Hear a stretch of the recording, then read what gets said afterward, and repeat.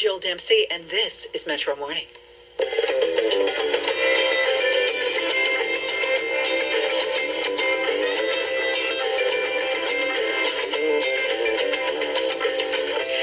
clock is ticking for a small town as it works to save its emergency department from a permanent closure. Coming up, we'll talk to one of the community members behind the petition to save the emergency room, which has garnered more than 20,000 signatures. That conversation coming up in just a few moments on Metro Morning.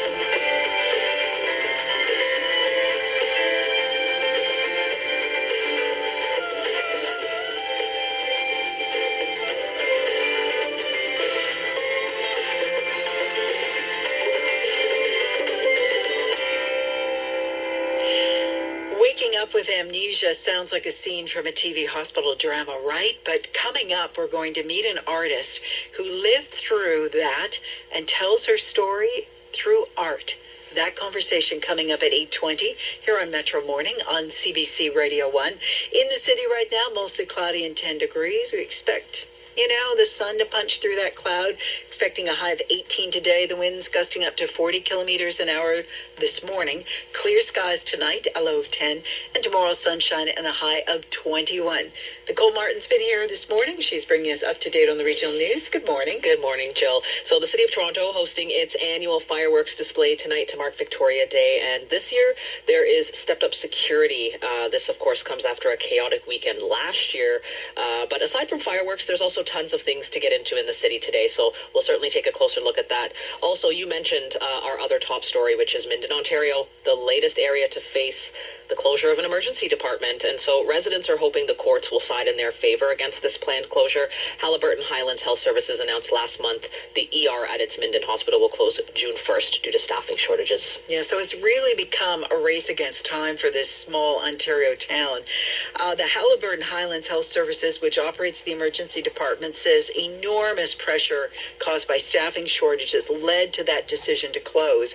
It says the plan is to consolidate the region's emergency services at Haliburton Hospital. That's 25 minutes away from the Minden location. Richard Bradley is co-founder of the Save Minden Ontario Emergency Room Group. He has joined us this morning. Good morning, Richard. Good morning. As a CBC fan, it's a pleasure to be with you. Well, I appreciate your time, and I really want to know how we got to this point that your emergency department in Minden is facing closure. Well, actually, we're asking the same questions because given 6 weeks' notice and the variety of explanations that have been coming out of Carolyn Plummer, the president of HHHS, we're not real sure because one day it's a staffing shortage, the next day it's because we don't have inpatient beds, and another day there seems to be another story.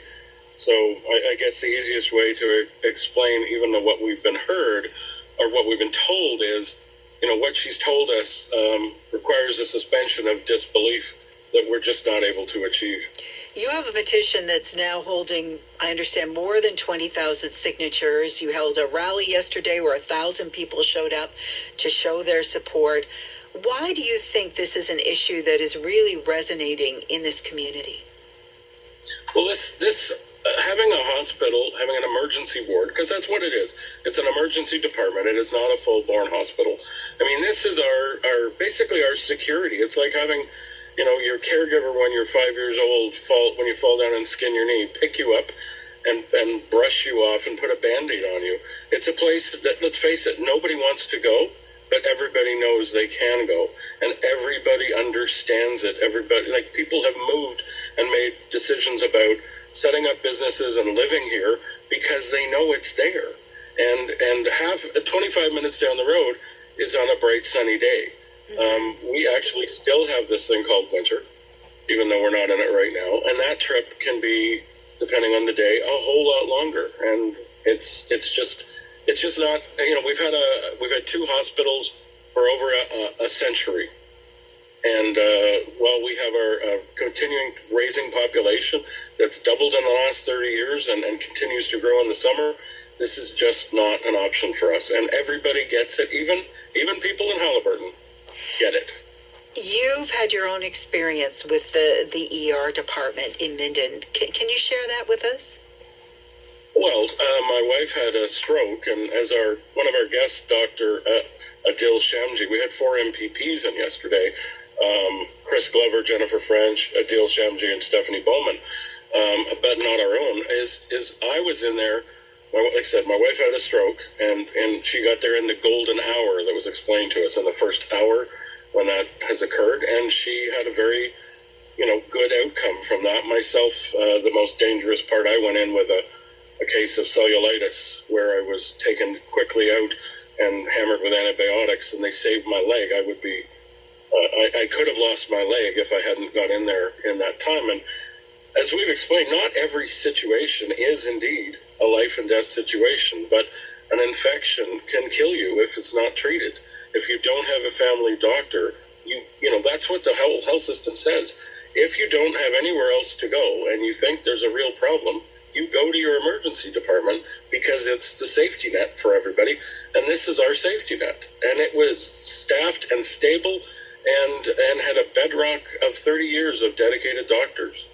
Halliburton Health sent an email to Metro Morning when we reached out, and it said it fought long and hard to keep both emergency departments open, but with no long-term solutions, severe and persistent staffing shortages, it's being forced to proceed with its decision to consolidate the departments. How do you respond to that email? Well, that staffing shortage did not exist in Minden. It existed in Halliburton because there are 2 very different staffing models in the different buildings. One of them was set up by a dedicated group of ER docs almost 30 years ago that come in and do 24-hour shifts. And they were scheduled for the doctors right into the end of September with only 3 open shifts due to a semi-retirement. The other hospital is it's Health Force Ontario doctors, which are kind of like the new pilots of the airlines in that they're getting in their hours and getting in their experience because they don't have a hospital that they actually are assigned to. And that scheduling over there has been problematic. They almost had 22 closures, but they never had one. So the fact is, I guess, you think they'd want to consult with those doctors and nurses and everybody and the community and the county council and all the other ER services, which they didn't. They just announced it. Why do you think they didn't? Because I think I believe they had made the decision, and they knew if they consulted with us that, between emergency services and the community and the politicians, that we would have actually solved the problem for them. And for some reason, they don't want it solved.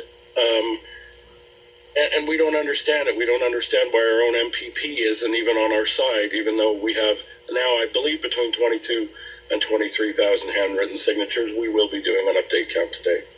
It's baffling to us. And as I've said before, I couldn't get a permit to build a fence in 6 weeks. And yet they gave us 6 weeks notice to close a hospital. Getting into court may be problematic, but we're going to get there. And they got injunction hearings in Toronto for a tree at Osgood Call in a day, right? And as I've said before, do I need to go to the hospital and threaten to cut down a tree to get into court? I don't know. How successful, Richard, do you think you're going to be, given that this closure is just 6 weeks away? Well, it's not even 6. It's oh my gosh, this is the 22nd. It's like 9 or 10 days.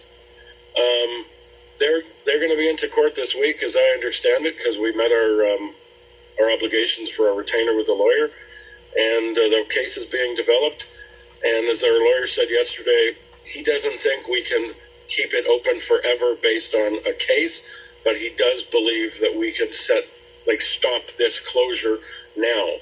And if that happens, what this community, and it's a little emotional, but we raised $1,000 an hour for this injunction. Yeah. And this is a small community, and the money's still coming in. It's still being counted. And we figure it'll be $100,000 to go to the end of this. And you know what? We will raise it. We will raise it, and we have set them on their ear. Our township is only 18,000 people. of full-time residents, and our petition is now 4,000 to 5,000 more because the people in Kawartha Lakes, the people from all the surrounding areas that come, are in the circle of care, and they know, they get it. And the other hospitals are overburdened. Lindsay is overburdened.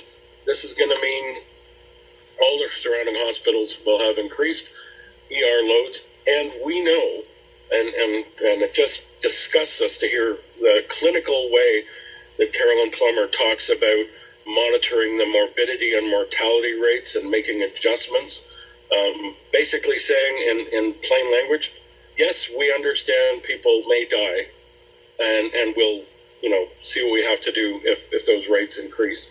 And that is just absolutely disgusting. As one of my best friends said yesterday, we are not statistics.